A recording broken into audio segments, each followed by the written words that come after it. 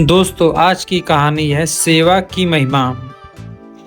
एक समय की बात है, एक छोटे से गांव में बड़ा ही सुंदर मंदिर था। वहां का दृश्य नवरात्रि के दिनों में और भी प्रसन्नता से भर जाता था। मंदिर के पास एक बड़ा सड़क गुजरता था, जिस पर लोग भगवान की पूजा करने के लिए आते थे।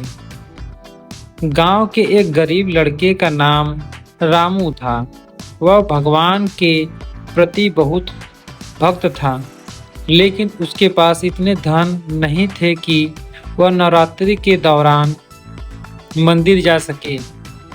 इसलिए वह अपने गांव के पास ही अपने घर में ही नवरात्रि के दिनों में पूजा करता था।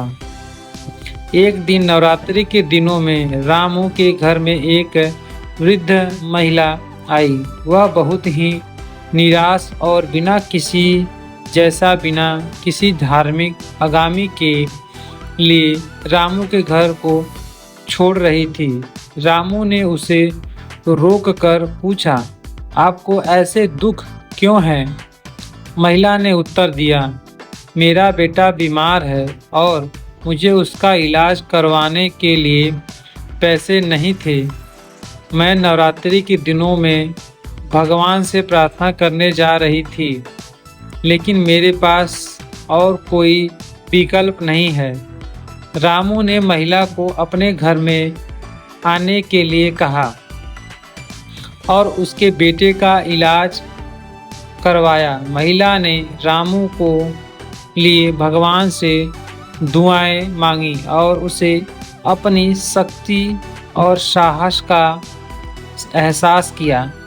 नवरात्रि के अंत में महिला के बेटे का स्वास्थ्य फिर से ठीक हो गया और वह धन्य होकर रामू के घर से चली गई।